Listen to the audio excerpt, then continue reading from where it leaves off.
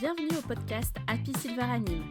Je suis Amandine, ancienne animatrice en EHPAD. Je suis devenue formatrice, mentor pour entrepreneurs, auteure, conférencière et fondatrice de Kaizen Happiness Life. J'aide désormais les professionnels de l'animation en gérontologie à booster leur quotidien professionnel. Si tu es à la recherche d'astuces, de retours d'expérience et d'une bonne dose de motivation, tu es au bon endroit. Seule ou avec mes invités, je te partage mes Happy Silver Tips pour t'inspirer, t'aider à être une animatrice au top et contribuer à une vie plus fun pour les seniors que tu accompagnes. Alors bienvenue et c'est parti pour l'épisode du jour. Aujourd'hui, je t'emmène dans un voyage nostalgique et ludique. Je vais te parler des cahiers de vacances. Les fameux cahiers de vacances. Alors, qui n'a pas un souvenir d'enfance de ces petits livrets à chaque période estivale?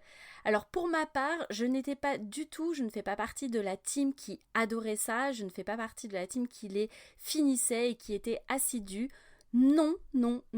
Moi, je prends plaisir que maintenant en tant qu'adulte à me faire plaisir avec les cahiers de vacances. Aujourd'hui, j'ai envie plus de livrets remplis de jeux, de coloriage et d'activités amusantes. Alors, oui, maintenant c'est un plaisir de les sortir pendant les vacances. C'est un moyen de m'amuser tout en stimulant mon esprit.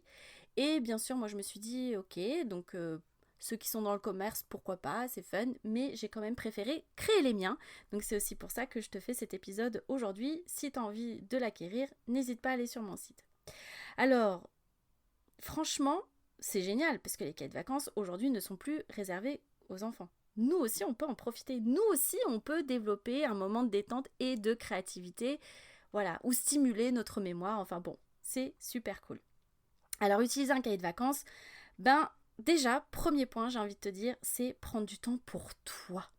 Et oui, c'est vraiment s'accorder une pause dans le quotidien qui est souvent bien trop chargé.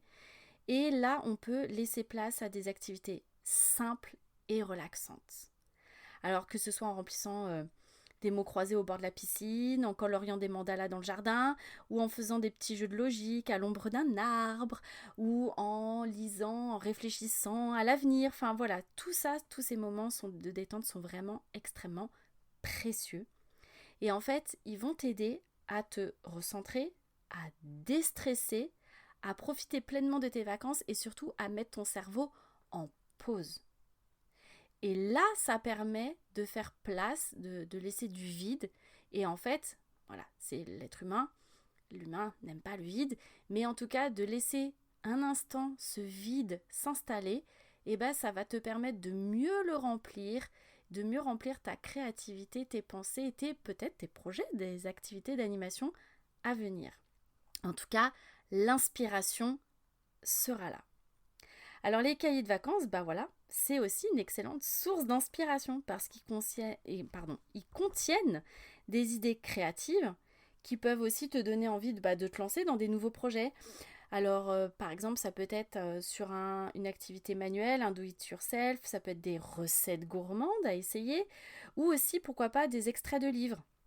En tout cas, ces cahiers de vacances sont toujours pleins de surprises parce qu'ils vont venir stimuler ton imagination et ils vont vraiment te donner l'occasion d'explorer de nouvelles passions. Alors, c'est pas tout parce que pour moi aussi, je trouve, et en tout cas, c'est important pour moi, qu'il y ait aussi des cahiers de vacances qui te permettent de venir de temps en temps sur quelques pages, venir travailler un petit peu ton développement personnel parce que oui, le cahier de vacances peut aussi être un outil de développement personnel. Alors en plus des activités ludiques et fun, moi j'aime bien y mettre des défis. J'adore les petits défis pendant les vacances. Alors en plus, moi à l'époque, je m'en souviens quand j'étais petite, il y avait les cahiers de vacances et heureusement pour moi parce que je n'aimais pas ça, juste pendant les vacances d'été. Mais moi aujourd'hui, ce que j'aime, c'est de pouvoir avoir un cahier de vacances sur chaque période de vacances scolaires parce que en fait ça va au fil des saisons.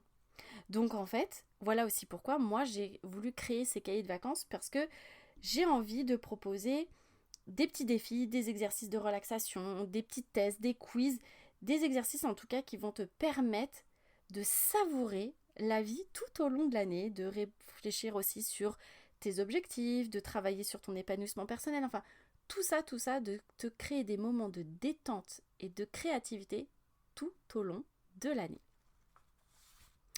Alors voilà pourquoi je t'encourage en tout cas vivement à prendre un cahier de vacances ou plusieurs, si tu adores ça.